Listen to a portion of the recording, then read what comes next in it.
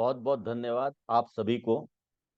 आपने मुझे फिर से नेस्ट के इस मंच पर बुलाने के लिए मैं आपके प्रति धन्यवाद प्रेषित करना चाहता हूं। इसके पहले भी मैं एक बार आपके बीच आया था और विभाजन से संबंधित अलग पक्ष 15 दिन के बारे में मैंने बात की थी। आज का जो विषय है ये अगस्त महीना है और अगस्त महीने में हम विभाजन विभीषिका दिवस भी मनाते हैं 14 अगस्त को, जिस दिन भारत का विभाजन हुआ। ये विभाजन क्यों हुआ इसके तह तक जाने की आवश्यकता है। यह आवश्यकता इसलिए भी है कि आज भी विभाजन होने के 78-79 वर्ष के बाद भी आज भी फिर से विभाजन की मानसिकता खड़ी हुई दिखती है। फिर से कई स्थानों पर अलग से धर्म आधारित सहूलतें मिलनी चाहिए ऐसी मांग उठती है। यह वही प्रक्रिया है सारी जो विभाजन के पहले हुई थी। इसलिए ये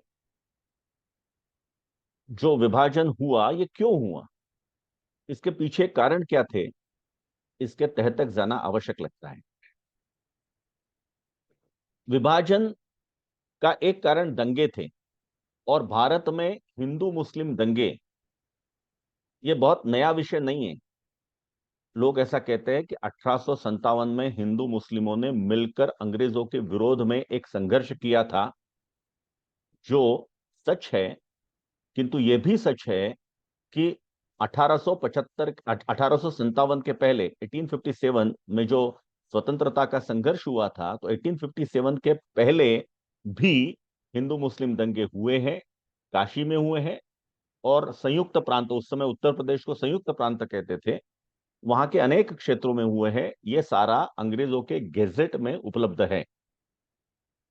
57 के बाद, 1857 के क्रांति युद्ध के बाद प्रारंभ में अंग्रेजों की दहशत इतनी ज्यादा थी कि हिंदू मुस्लिम दंगे बहुत ज्यादा नहीं हुए, लेकिन उनका प्रारंभ हुआ अलग से इस्लामी मानसिकता सामने आने लगी वो 1893 से। 1893 में मुंबई में पहला हिंदू मुस्लिम दंगा हुआ, ऐसा ऐसा गेजेट में या ऐसे रिकॉर्ड में आता है। इसी बीच जो अंग्रेजों के विरोध में अलग अलग प्रयास चल रहे थे, उसमें से एक प्रयास राजनीतिक था कि भारतीय राष्ट्रीय कांग्रेस की स्थापना। लेकिन उसी के साथ साथ भारतीय राष्ट्रीय कांग्रेस की स्थापना तो एक अंग्रेज ने की थी, लेकिन उसी के साथ साथ क्रांतिकारियों का भी कार्य बड़े तेजी से चल रहा था और बंगाल उसका प्रमुख केंद्र उस समय बन गया था। 1905 में यह सारा देखते हुए 1905 में अंग्रेजों ने बंगाल के विभाजन की घोषणा की। और वो बंगाल का विभाजन जो अंग्रेजों ने किया था वो लगभग वैसा ही है जो आज हमारे हिस्से में पश्चिम बंगाल आया है और वहां पर बांग्लादेश बन गया है। लगभग लगभग ऐसा ही था। लेकिन इसके विरोध में एक बहुत बड़ा आंदोलन खड़ा हुआ और बंग भंग आंदोलन नाम से वो आंदोलन जाना जाने लगा। अंग्रेजों के विरोध में जितने भी आंदोलन हुए, जो बंगाल के संतों ने एक प्रकार से आंदोलन किया था 57 के भी पहले, उसके 1857 का क्रांति युद्ध और उसके बाद भी अंग्रेजों के विरोध में जितने भी आंदोलन हुए, उन सब में एकमात्र आंदोलन सफल रहा। मैं जब सफल कहता हूं तो it could reach to its logical end. Logical end मतलब जो मांग लेकर आंदोलन हुआ वो मांग पूरी हुई, और वो आंदोलन था बंग भंग आंदोलन। यह आंदोलन 1905 में बंग भंग की घोषणा के साथ प्रारंभ हुआ और उसमें क्रांतिकारी आगे थे, लेकिन उसके साथ साथ सारी जनभावनाएं उसके साथ जुड़ गई थी, जनता उसके साथ थी और यह आंदोलन बड़े तेजी से फैलने लगा। इस आंदोलन को डिफ्यूज करने के लिए अंग्रेज ये जानते थे कि अंग्रेज संख्या में कम है, इसलिए भारत में अगर राज करना है तो भारत में लोगों को विभाजित करके ही राज किया जा सकता है, यह उनको पूर्णता मालूम था।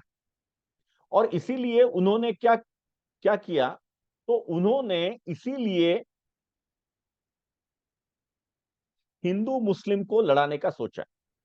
और अंग्रेजों की पहल पर दिसंबर 1906 में, 30 दिसंबर 1906 शुक्रवार था, इस दिन रविवार था, इस दिन 30 दिसंबर 1906 में मुस्लिम लीग की स्थापना हुई।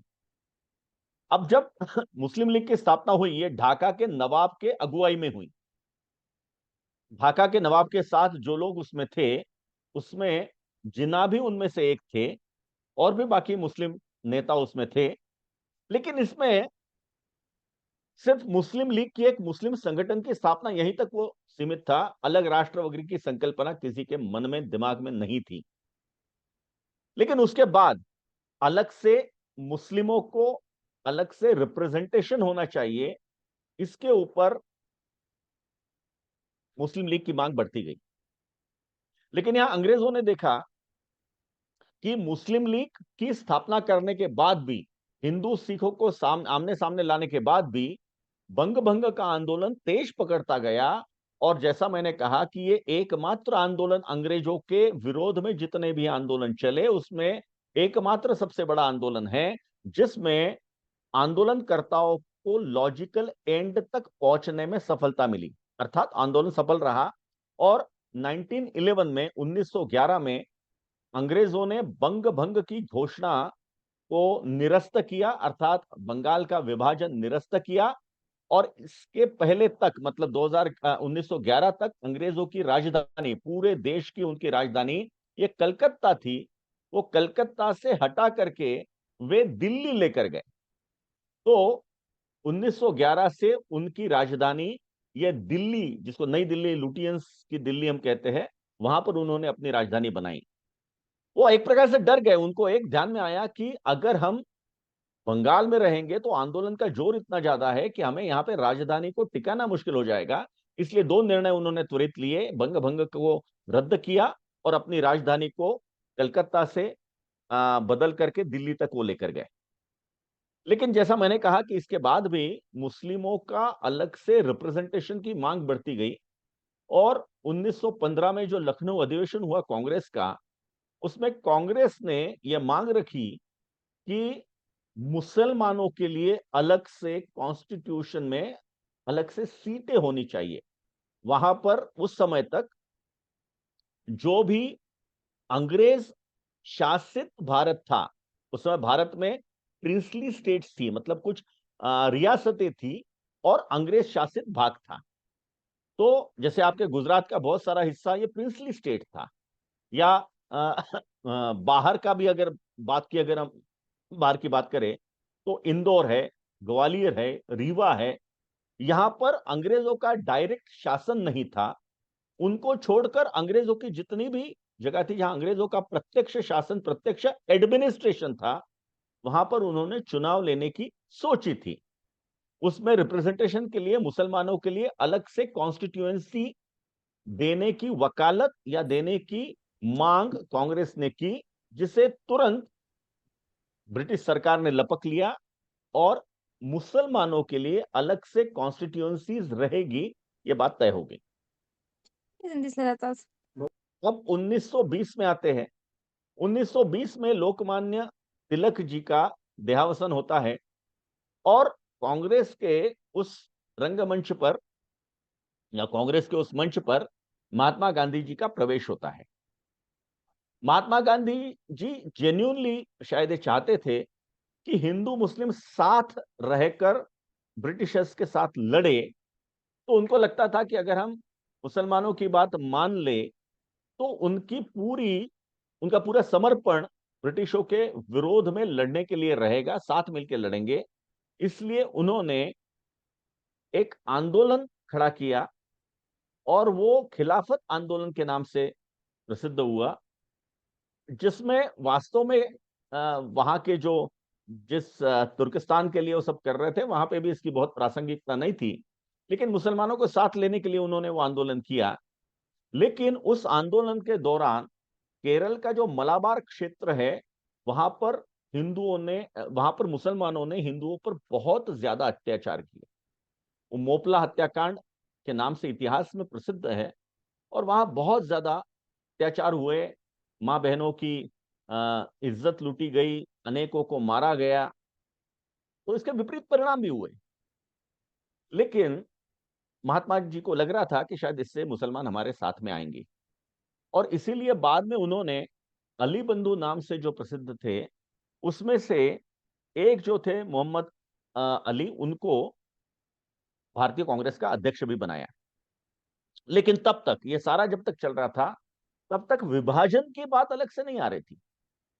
इसमें विभाजन की बात इसलिए नहीं आ रही थी क्योंकि कोई अलग से राष्ट्र की बात तब तक नहीं सोच रहा था। अलग से मुसलमानों को अधिकार मिले, मुसलमानों को रिप्रेजेंटेशन मिले, कुछ ज्यादा रिप्रेजेंटेशन मिले, ये बात चल रही थी। बाद में अलग अलग स्थानों पे लेकिन मुस्लिम आवाज उठनी प्रारंभ हो गई थी, हिंदू मुस्लिम दंगे भी प्रारंभ हो गए थे। 30 दिसंबर 1930 को इलाहाबाद में मुस्लिम लीग का अधिवेशन हुआ, और मोहम्मद इकबाल, जिन जिनकी आ, जिनका गाया गीत सारे जहां से अच्छा, हम लोग में, आप लोगों में से कई लोग गाते होंगे, वो लिखने वाले मोहम्मद इकबाल ये मुस्लिम लीग के अध्यक्ष थे। 30 दिसंबर 1930 का इलाहाबाद अधिवेशन, प्रयाग, आज जिसे हम प्रयाग कहते हैं, वहां का अधिवेशन, उसमें मुस्लिमों के लिए पहली बार अलग से राष्ट्र की मांग मोहम्मद इकबाल ने की। पहली बार वो मांग उठी, लेकिन फिर भी उसको किसी ने गंभीरता से नहीं लिया, सीरियसली नहीं लिया। फिर 1933 में, 1933 में अंग्रेजों ने एक राउंड टेबल कॉन्फ्रेंस ये लंदन में रखी।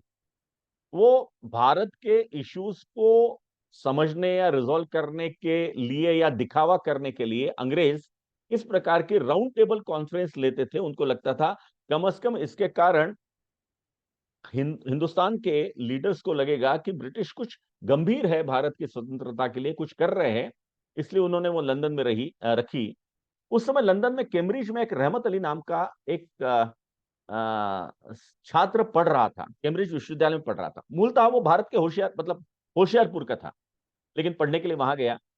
उसके दिमाग में अलग से मुस्लिम राष्ट्र की संकल्पना आई, और उसने 1933 में जो गोलमेज परिषद हुई, उस गोलमेज परिषद में जो भी भारतीय नेता आए थे, उन भारतीय नेताओं को देने के लिए उसने एक पेम्पलेट या पत्रक तैयार किया। उस पत्रक का शीर्षक था नाउ और नेवर। उसमें रहमत अली ने जो लिखा था, and I quote, we are convinced there can be no peace and progress in India if we the Muslims are duped into a Hindu dominated federation in which we cannot be the masters of our own destiny and captains of our own souls।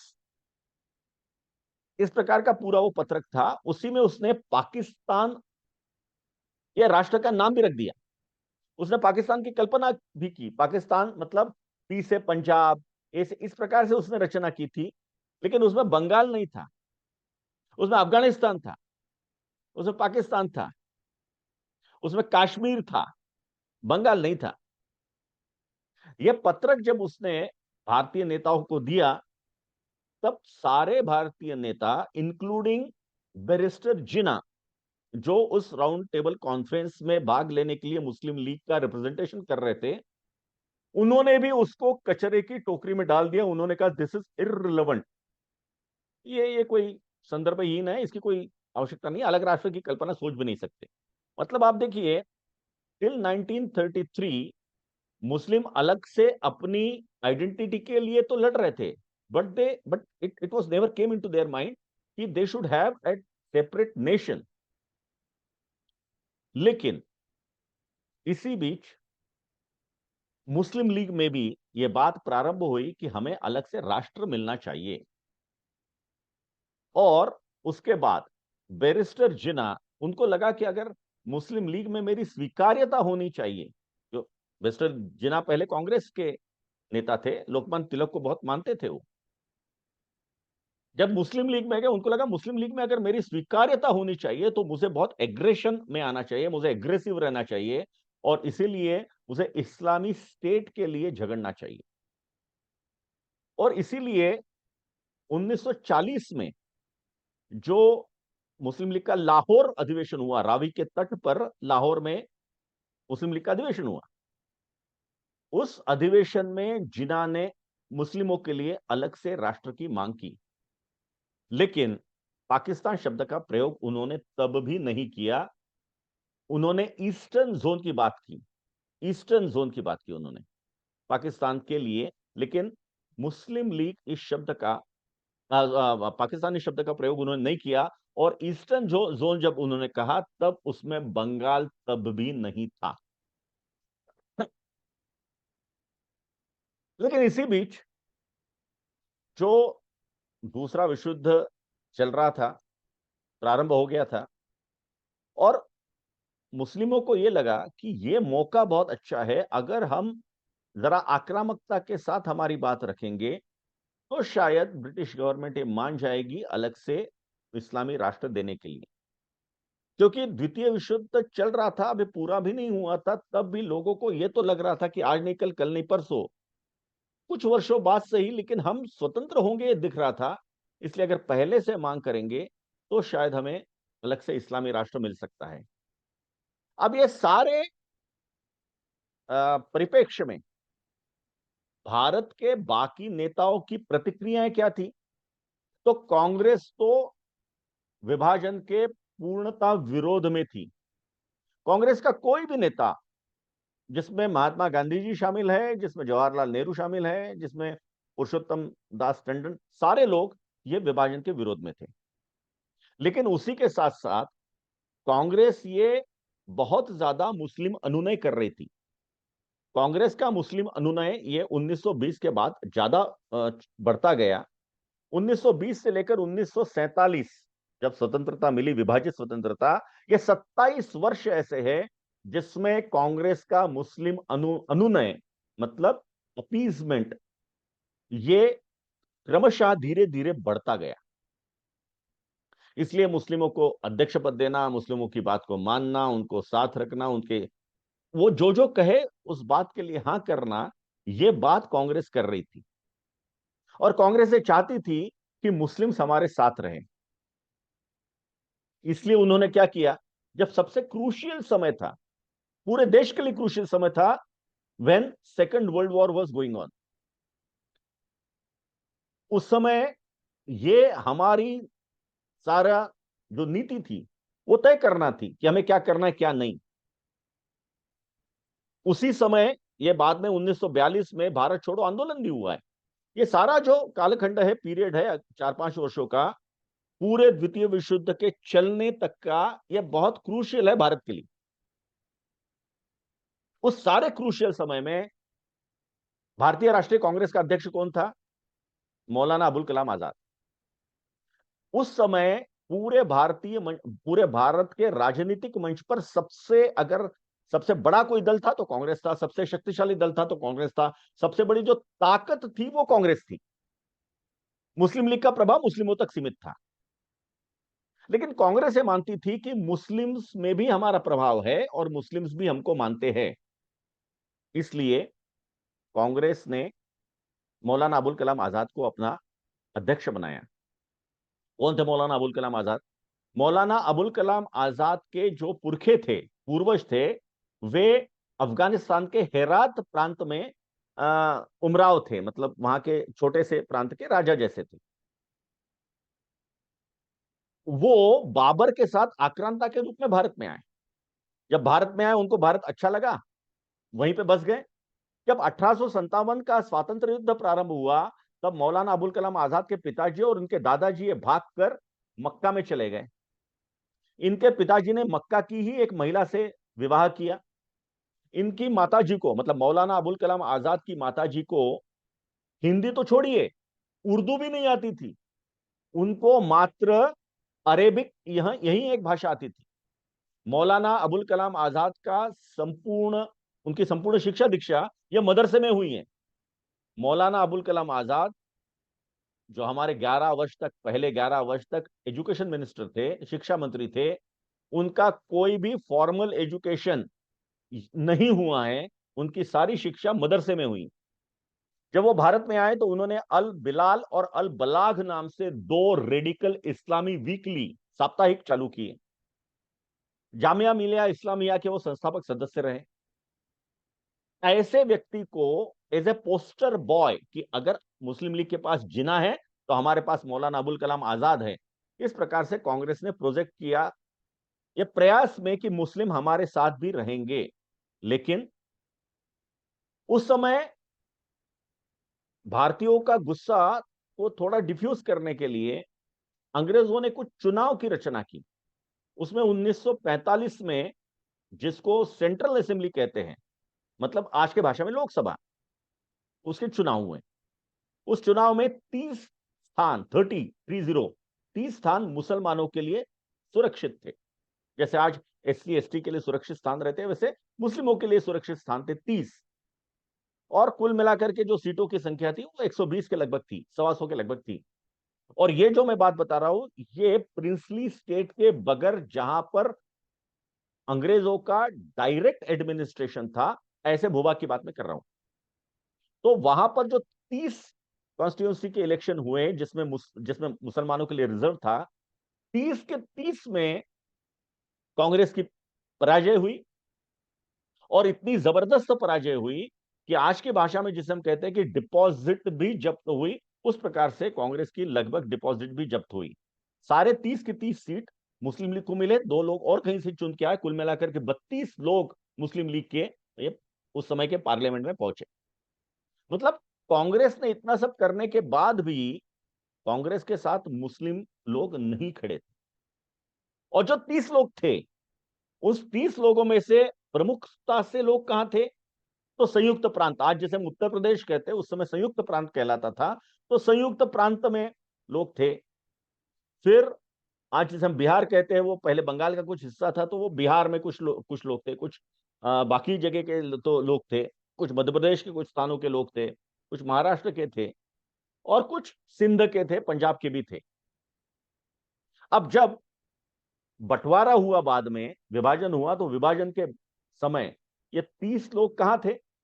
जिन्होंने पाकिस्तान की मांग की, जिन्होंने पाकिस्तान के लिए central assembly में मुस्लिम candidate को चुन के लाया, वो लोग कहां थे? तो वे जो सारे लोग थे, वे लोग, उनमें से 30 में से 16 लोग ये पाकिस्तान गए, 14 लोग भारत में रह गए।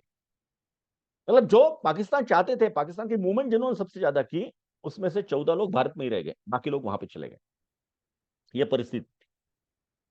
अब ऐसे समय में कांग्रेस की भूमिका क्या थी? कांग्रेस की भूमिका तब तक यही थी कि नहीं, फिर भी इसके बाद भी हमें विभाजन नहीं चाहिए, हमें विभाजन नहीं करना है। इसीलिए वो मुस्लिम अपीसमेंट का रास्ता अपना रहे थे। लेकिन मुस्लिम लीग ने सोचा कि अगर प्रेशर नहीं डाला, दबाव नहीं डाला भारतीय जनमानस पर, तो शायद विभाजन के लिए, स्वतंत्रता के लिए, विभाजन के लिए और समय लगेगा। इसलिए उन्होंने दंगों की स्ट्रेटेजी, रणनीति अपनाई, दंगों की, रॉयट्स। उनको लग रहा था कि अगर हम दंगे करेंगे तो उसका प्रभाव हिंदू जनमानस पर पड़ेगा और उसके कारण वो जल्दी विभाजन के लिए तैयार हो जाएंगे। और अगर हम कौन से वर्ष में कौन से कहां दंगे हुए, कितने दंगे हुए, इसका अगर टेबल बनाएंगे, तो वी विल फाइंड दैट सारे दंगों की, राइट्स की संख्या ये इंक्रीजिंग ऑर्डर में है, ये बढ़ती गई है, ये बढ़ती गई है। और इसलिए इसका प्रभाव भारतीय जनमानस पे हुआ है। और ये सारे वातावरण को देखते हुए, क्योंकि 1942 में भारत छोड़ो आंदोलन जो 2-4-5 दिन चला, कहीं कुछ और भी थोड़ा चला, उसके बाद कांग्रेस ने स्वतंत्रता मिलने तक कोई आंदोलन नहीं किया, कोई आंदोलन नहीं किया। लेकिन ये परिस्थिति को भांपते हुए जिन्ना ने 1943 में पहली बार पाकिस्तान शब्द का प्रयोग किया और कहा कि नहीं, हमें पाकिस्तान चाहिए। और 1943 से पाकिस्तान के लिए संघर्ष जिन्ना के नेतृत्व वाली मुस्लिम लीग ने जबरदस्त चालू किया।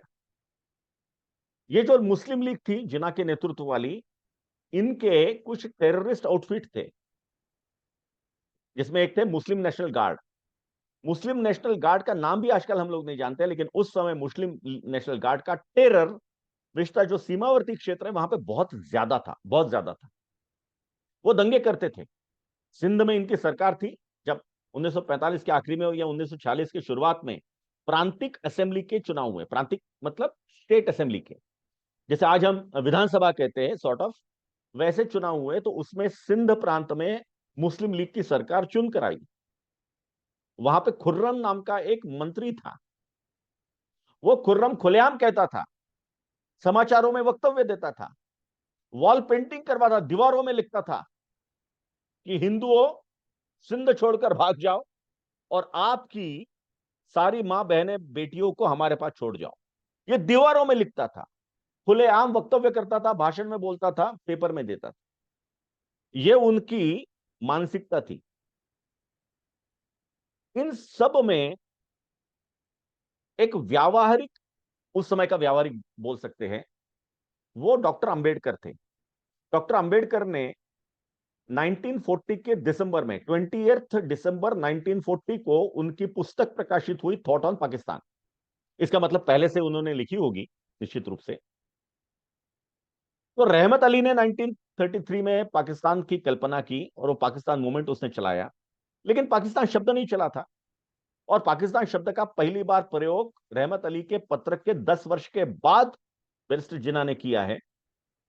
लेकिन इस चीज को भांपते हुए, एक विजनरी जिसको कहते हैं, भविष्य की ओर संकेत करते हुए, उन्होंने थॉट ऑन पाकिस्तान नाम की पुस्तक डॉक्टर अंबेडकर ने लिखी।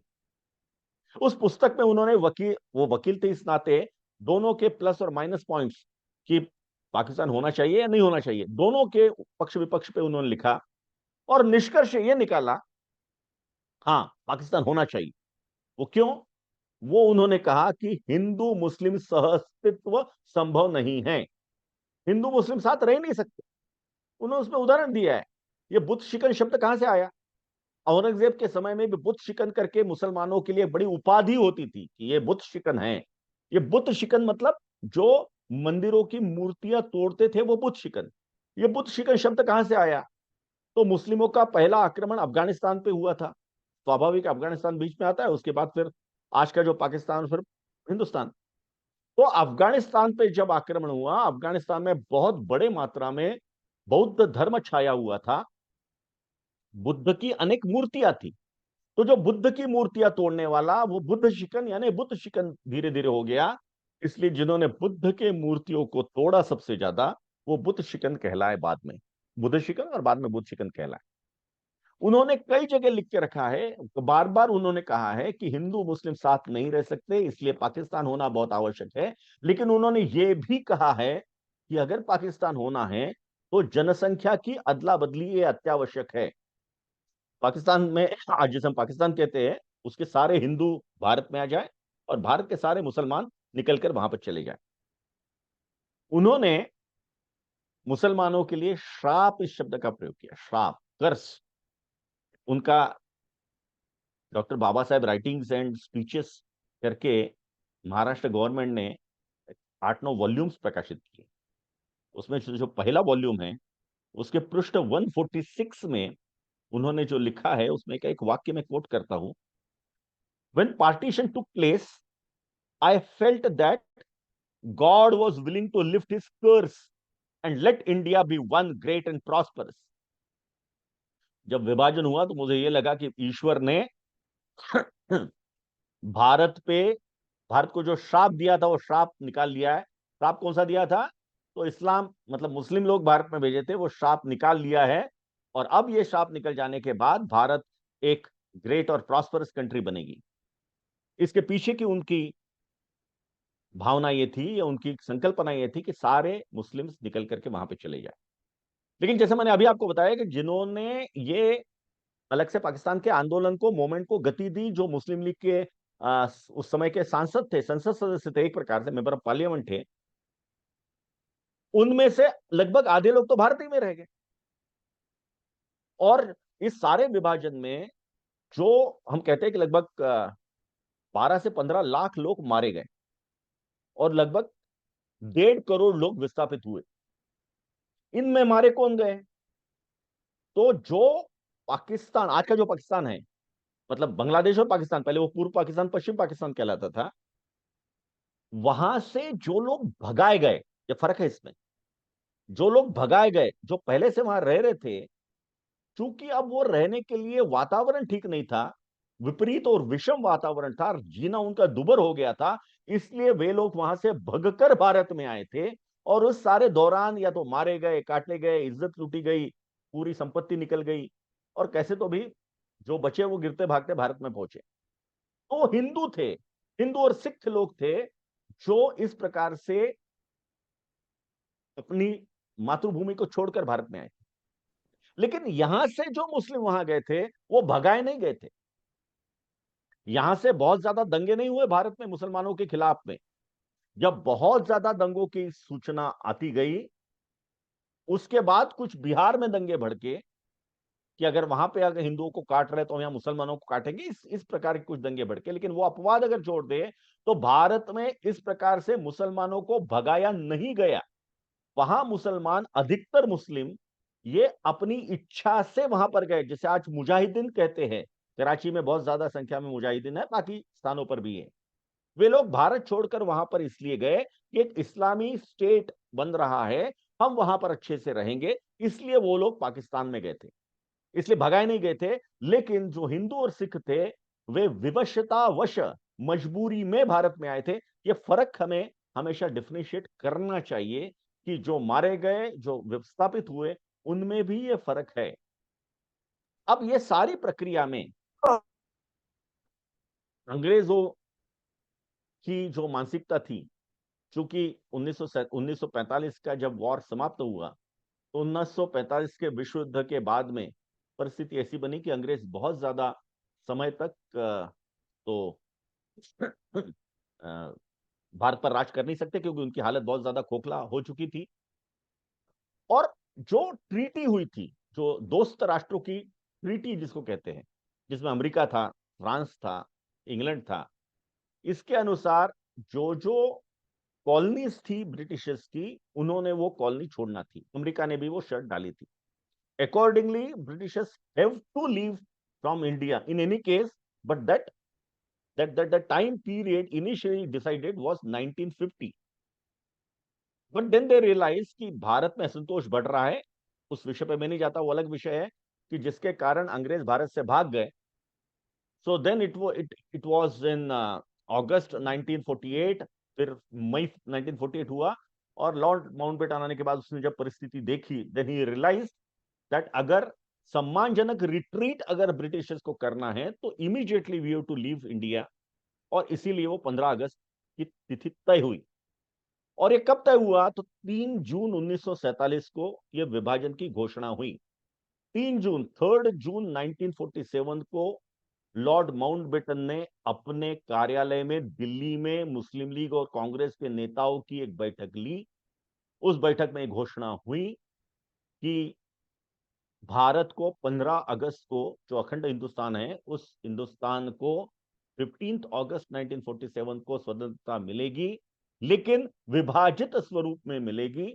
पाकिस्तान बनेगा जिसमें पश्चिम पाकिस्तान रहेगा और पूर्व पाकिस्तान रहेगा। पूर्व पाकिस्तान मतलब आज का बंगाल, और पश्चिम पाकिस्तान मतलब आज जो पाकिस्तान हम बोलते हैं वो पश्चिम पाकिस्तान। उस समय बलूचिस्तान हिस्सा नहीं था। 11 अगस्त 1947 को बलूचिस्तान स्वतंत्र हुआ था, जिस पर मार्च 1948 को पाकिस्तान ने बलात् कब्जा किया। तो ये पूरी सारी परिस्थिति उस समय विभाजन की बनी थी। अब इसमें कांग्रेस ने बहुत ज्यादा गलतियां की सारे इसमें। उसने बहुत सारे राज्य ब्रिटिशर्स को एक प्रकार से, या मुस्लिम लीग को या पाकिस्तान को एक प्रकार से दे दिए। ब्रिटिशर्स ने यह तय किया था कि जहां पर जिन प्रांतिक विधानसभाओं में, प्रांतिक असेंबलीज में, मतलब आज की भाषा में विधानसभा में कांग्रेस चुन के आई है वो भारत में रहेगी, मुस्लिम लीग चुन के आई है वो पाकिस्तान के साथ जाएगी। जहां थोड़ा मतलब आ, पूरा बहुमत नहीं है, वहां पर विभाजन होगा। और जो प्रिंसली स्टेट है, रियासतें हैं, उनको उन्होंने छोड़ दिया, आपको भारत में रहना, पाकिस्तान में रहना है या स्वतंत्र रहना है। ये तीनों ऑप्शन ब्रिटिशर्स ने उनको दिए थे,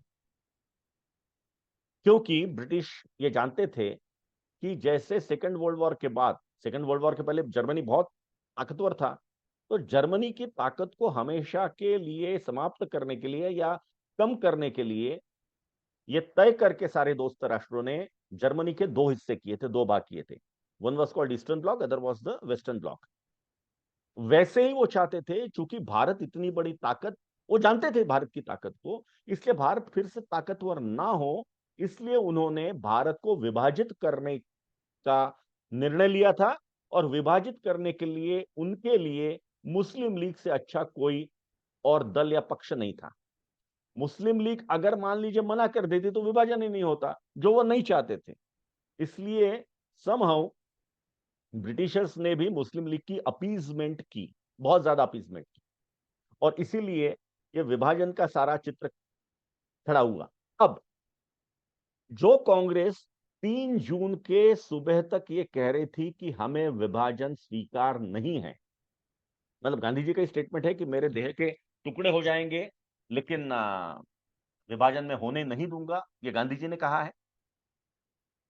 ऐसे परिस्थिति में कांग्रेस क्यों इस निर्णय पर पहुंची कि हाँ ठीक है, विभाजन के लिए हम मान्य कर सकते हैं? इसका कारण है दंगे। और यह मुस्लिम लीग को बहुत अच्छे से मालूम था कि अगर हम जितने ज्यादा दंगों की संख्या बढ़ाएंगे, हिंदू जनमानस पर उसका परिणाम प्रभाव होगा। और इसीलिए जब उनको लग रहा था कि जल्दी निर्णय नहीं हो रहा है, तो मुस्लिम लीग ने यह घोषणा की कि हम डायरेक्ट एक्शन डे मनाएंगे।